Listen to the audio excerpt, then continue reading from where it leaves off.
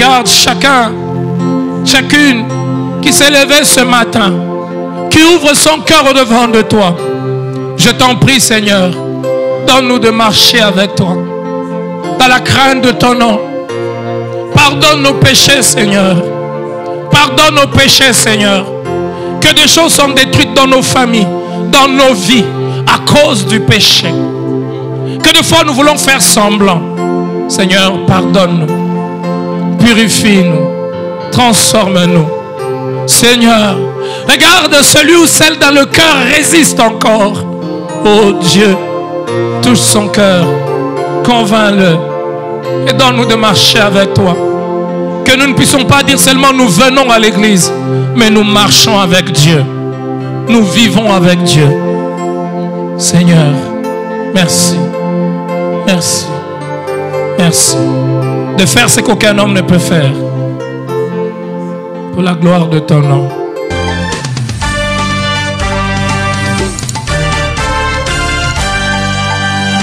Soyez saints, car votre Dieu est saint. Bien-aimés frères et sœurs, avais-je envie de prêcher ces choses? Bien sûr que non.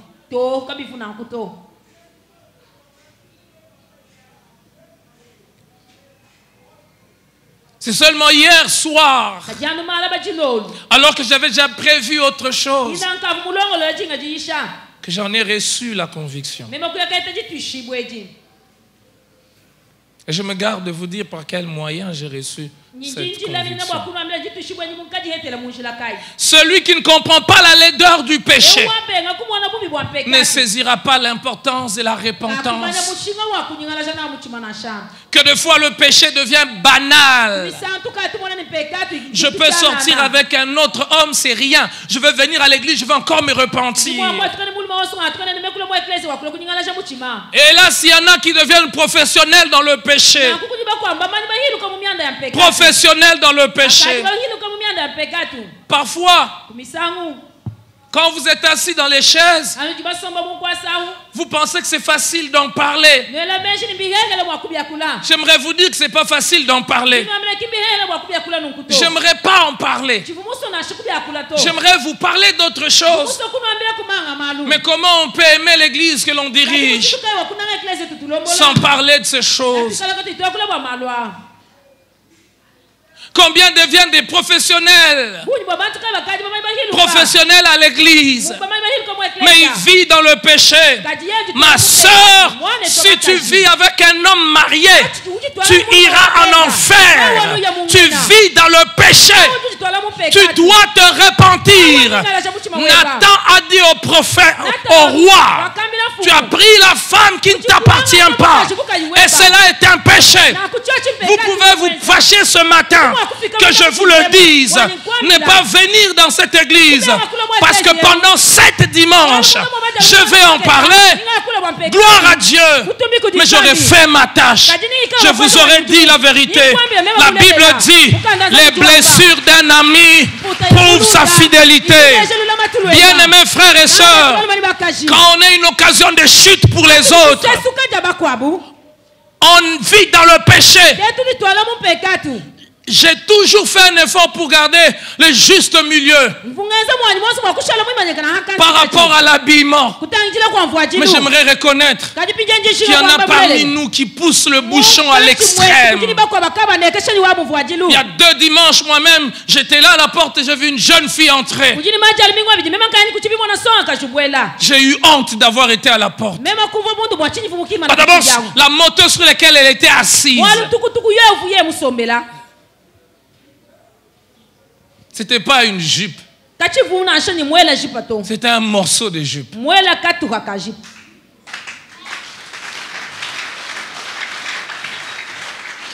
Et quand elle est entrée, elle a dû prendre un foulard et mettre. Mais que c'était indécent. Le corps, il est le temple du Saint-Esprit. Notre corps est le temple du Saint-Esprit. Et nous devons nous le rappeler cela. Jeune fille, Ce n'est pas parce que c'est à la mode que c'est bien. Non.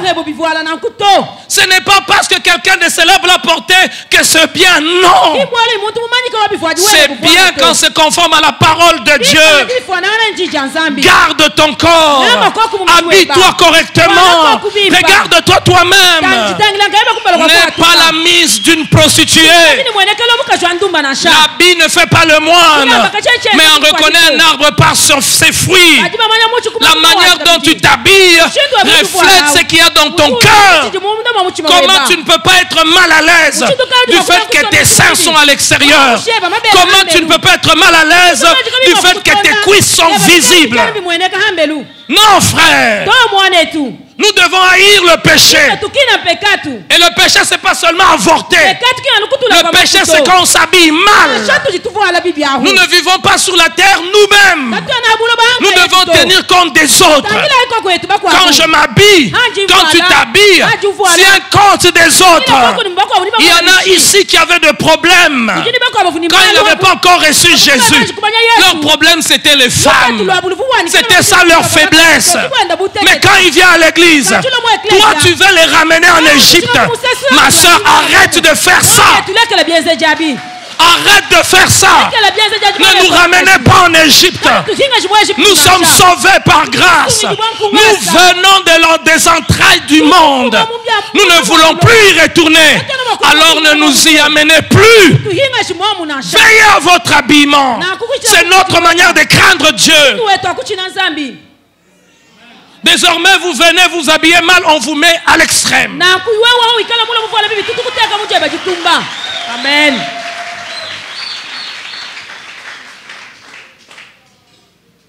Mais on vous le dira poliment.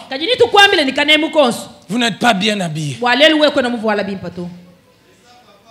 J'ai bien précisé, on vous le dira comment? Oui, parce qu'il y a des gens qui ont un zèle amer. On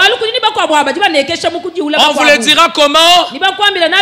Poliment, mais tu t'es mal habillé. Non, frère. Le péché, il est dangereux.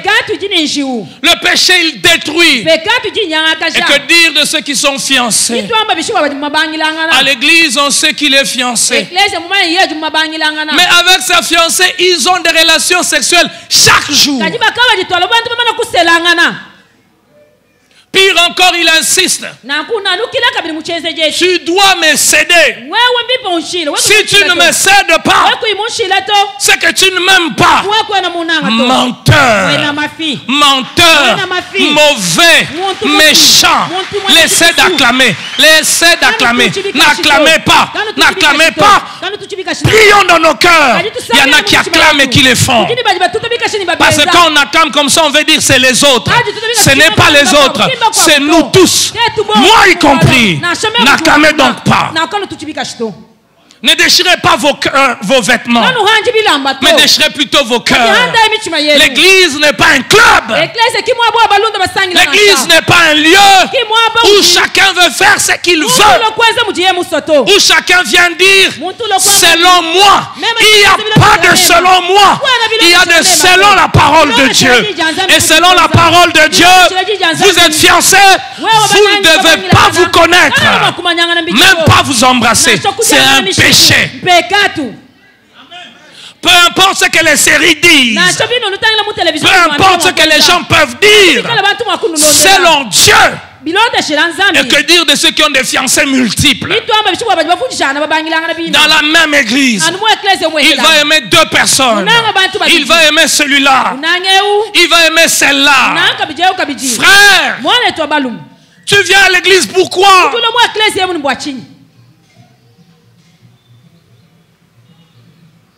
Le péché, on ne doit pas l'excuser. On doit se repentir. Le jour où nous commençons à tolérer le péché, c'est le jour où cette église va cesser d'attirer la présence de Dieu.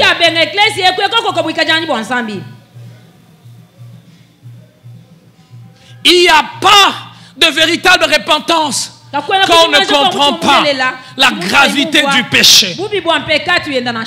Le péché est quelque chose de grave. Combien de fois c'est gênant d'assister d'être à certains endroits et d'entendre quelqu'un dire c'est votre frère.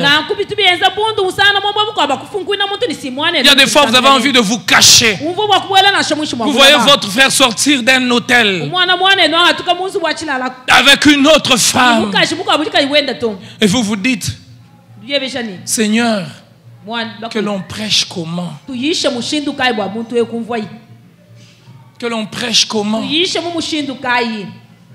Il y en a d'autres même ce soir, ils ont des rendez-vous.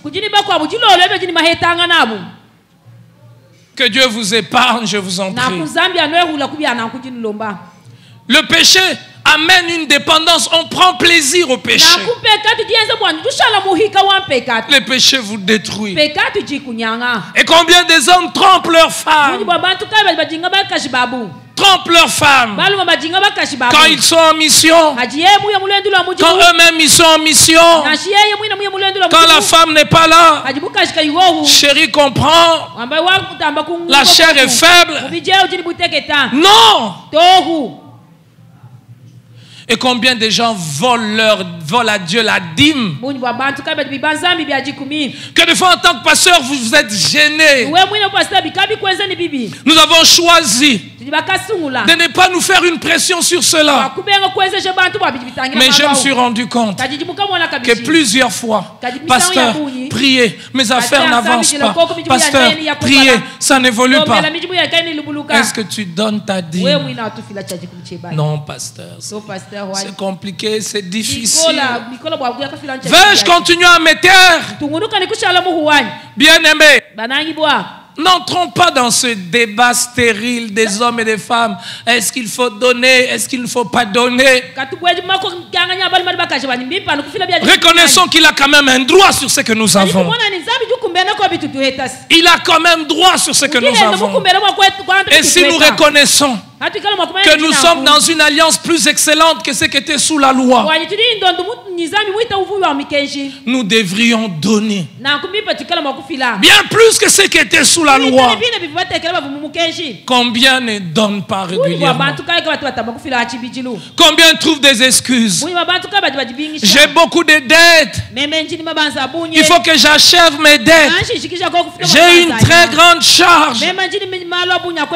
Il faut que je puisse terminer ma charge. Non, moi je veux d'abord faire cela. Non, frère, honore l'Éternel avec tes biens. D'ailleurs, avec les prémices. Dieu mérite les premières choses. Frères et sœurs, quelle que soit la manière dont le monde appelle péché, cela ne change pas l'attitude de Dieu vis-à-vis du péché. Le péché reste quelque chose de grave. Savez-vous pourquoi Jésus est venu mourir à la croix? Il est venu mourir à la croix à cause du péché. Il n'est pas venu mourir à la croix pour plaisir, pour le plaisir. Il est venu mourir à la croix à cause du péché. S'il est venu mourir à cause du péché, alors nous devons prendre au sérieux le péché. Celui qui ne prend pas au sérieux le péché ne peut pas expérimenter la vraie repentance. Combien de fois nous utilisons nos langues comme des glaives pour détruire, pour briser, pour ravager les cœurs, ravager les familles, briser les gens, disperser les gens. Et nous trouvons des raisons. Non, moi je suis comme cela. Moi je suis comme ça. Moi je peux dire. Moi. Non, frères et sœurs. La deuxième chose que nous devons savoir par rapport à la repentance, il n'y a pas de véritable repentance si on ne reconnaît pas que l'on a péché. Première chose, il n'y a pas de véritable repentance si on ne comprend pas la laideur et la gravité du péché. Deuxième élément, il n'y a pas de véritable repentance quand on ne reconnaît pas qu'on a péché. Oh frères et sœurs, les sacrifices agréables à Dieu, c'est un cœur brisé, un cœur contrit. Dieu ne résiste pas à ce genre de cœur. L'orgueilleux ne se repent pas. L'orgueilleux ne reconnaît pas qu'il a mal fait. L'orgueilleux ne veut pas que l'on parle de son péché. L'orgueilleux ne veut pas que l'on dise que tu as mal fait. L'orgueilleux veut que l'on dise, c'est pas grave, continue ton chemin. Bien-aimé, chaque fois dans nos pays africains, on veut améliorer les choses, mais on ne veut pas dire clairement ce qui n'a pas bien marché. Et c'est pour cela que nous retombons dans les mêmes erreurs. Dans nos familles, dans nos couples, quand on n'a pas le courage de se parler et de reconnaître, voilà, j'ai mal fait, rien ne va marcher. Se taire ne résout pas quelque chose. Pleurer ne résout pas quelque chose.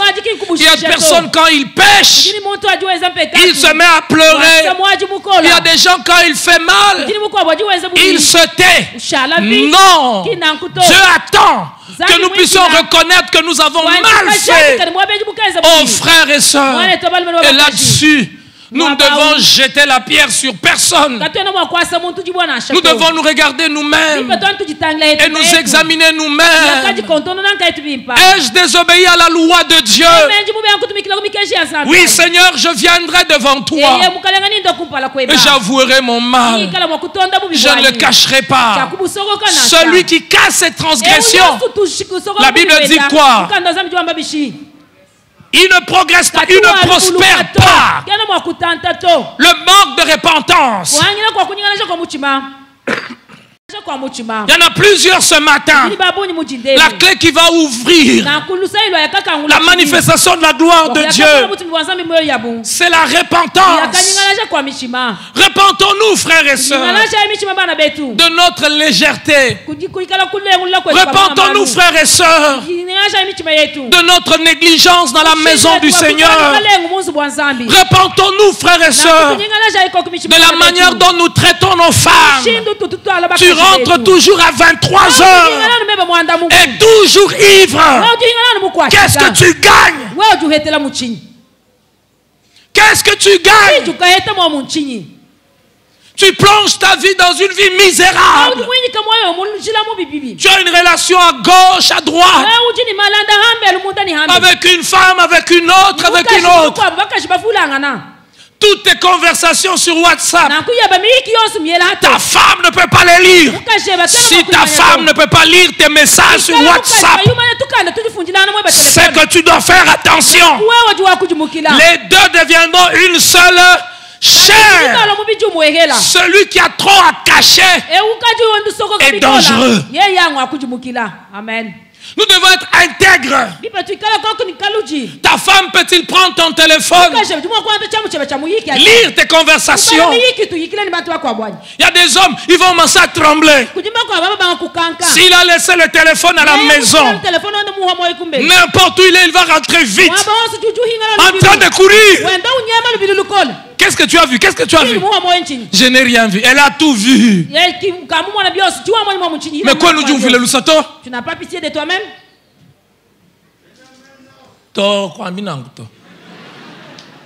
Arrêtez de dire ça.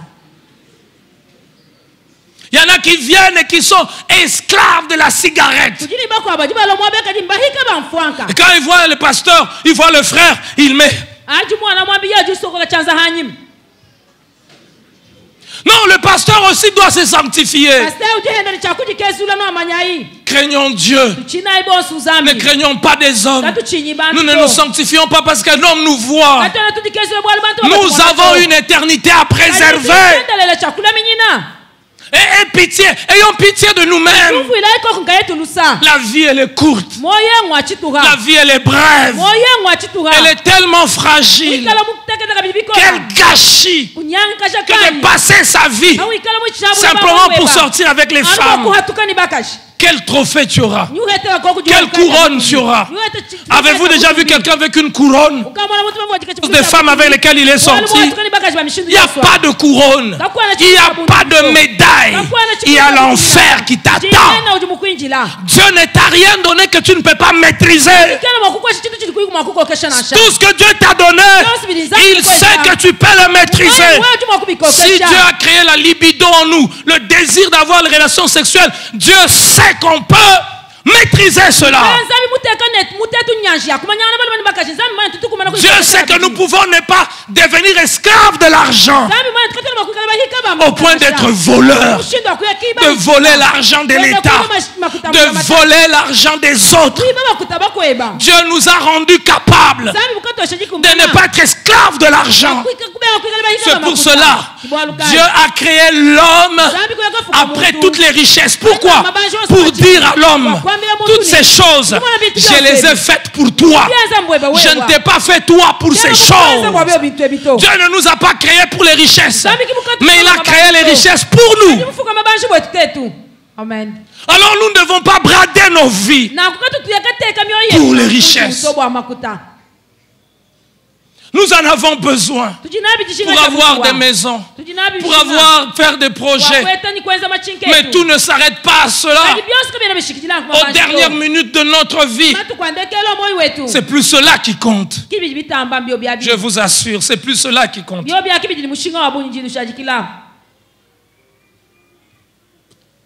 Savons-nous reconnaître que nous avons péché? Savons-nous reconnaître que nous avons été loin de la pensée de Dieu? Savons-nous reconnaître que Seigneur, j'ai désobéi à ta loi? Combien de personnes pleurent sur leur péché aujourd'hui dans nos églises? Combien de personnes se répandent aujourd'hui? D'ailleurs, combien de prédications nous faisons sur la repentance? Oh frères et sœurs, Dieu n'est pas une théorie. Dieu n'est pas une connaissance. Dieu est une personne. Nous pouvons connaître des choses sur Dieu sans être en relation avec Dieu. Nous pouvons expliquer des doctrines sur Dieu sans être en relation avec Dieu. Nous pouvons avoir la Bible sans être avec Dieu. Dieu est une personne et il veut qu'il ait une relation avec nous. Il veut que ceux qui marchent avec lui aient un cœur pur. La bonne Bakwadjanga. Marchons avec Dieu. Marchons avec Dieu. Nous verrons sa gloire. Marchons avec Dieu. Nous verrons sa main. Vivons dans la crainte de son nom. Nous le verrons. Jeune fille, vis dans la crainte de Dieu. Tu verras sa main.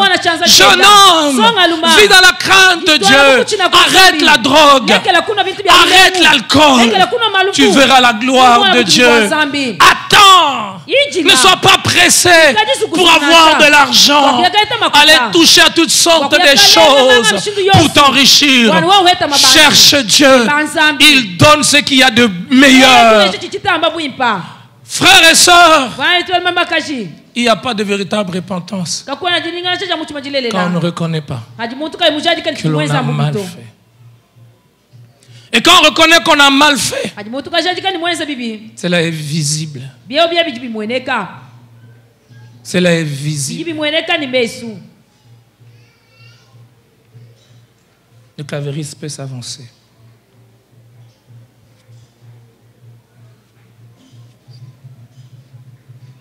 Bien-aimés frères et sœurs, il n'y aura pas de gloire en ces lieux dans le péché. Ce lieu ne sera pas un lieu de restauration dans le péché. Je nous en supplie. Craignons Dieu. Je nous en supplie. Vivons dans la crainte de Dieu. Et sa main sera sur nous. Et nous verrons des miracles. Et nous verrons des prodiges. Et nous verrons sa puissance. Et nous verrons des malades être guéris. Nous verrons des hommes être élevés. Dieu attend de nous la sanctification, la repentance. Il connaît nos motivations. Il connaît d'où nous venons ce matin. Il connaît ce que nous avons fait la semaine passée. J'aimerais que l'on courbe nos têtes. Si ce matin tu t'es senti concerné, lève simplement ta main.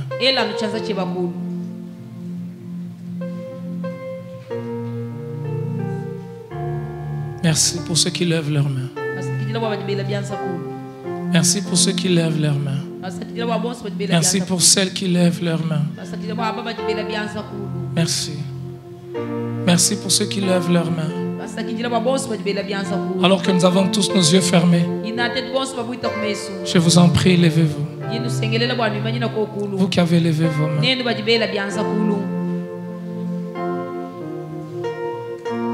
Il ne résiste pas à un cœur brisé. Il ne résiste pas. Il ne résiste pas à un cœur brisé. Les offrandes n'y peuvent rien. Les dîmes n'y peuvent rien. Ton service à l'église n'y peut rien. Il ne résiste pas à un cœur. Jésus. Seigneur, ce matin, je m'approche devant de toi avec toute l'église, Seigneur. Nous avons besoin de toi, Seigneur. Mais nous ne pouvons pas marcher avec toi à n'importe quelle condition. Oh Seigneur, garde-nous. Garde-nous de croire que nous pouvons marcher avec toi selon nos conditions. Garde-nous de croire que nous pouvons voir ta gloire en faisant les choses comme nous le voulons. Garde-moi de croire que je peux voir la croissance de ton église en faisant les choses comme je veux. Oh Dieu, tu me rappelles, croissance mais sans compromission. Croissance mais sans compromission. Croissance mais sans compromission. Croissance mais sans compromission. La croissance de l'église, ce n'est pas le nombre seulement qui s'ajoute, mais c'est les cœurs qui t'appartiennent. Merci. Regarde chacune qui s'est levée ce matin, qui ouvre son cœur au devant de toi. Je t'en prie, Seigneur, donne-nous de marcher avec toi dans la crainte de ton nom. Pardonne nos péchés, Seigneur. Pardonne nos péchés, Seigneur. Que des choses sont détruites dans nos familles, dans nos vies, à cause du péché. Que des fois nous voulons faire semblant. Seigneur, pardonne-nous. Purifie-nous. Transforme-nous. Seigneur, regarde celui ou celle dans le cœur résiste encore. Oh Dieu, touche son cœur, convainc-le et donne-nous de marcher avec toi.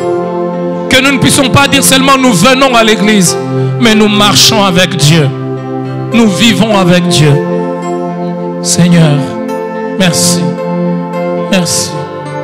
Merci de faire ce qu'aucun homme ne peut faire. Pour la gloire de ton nom.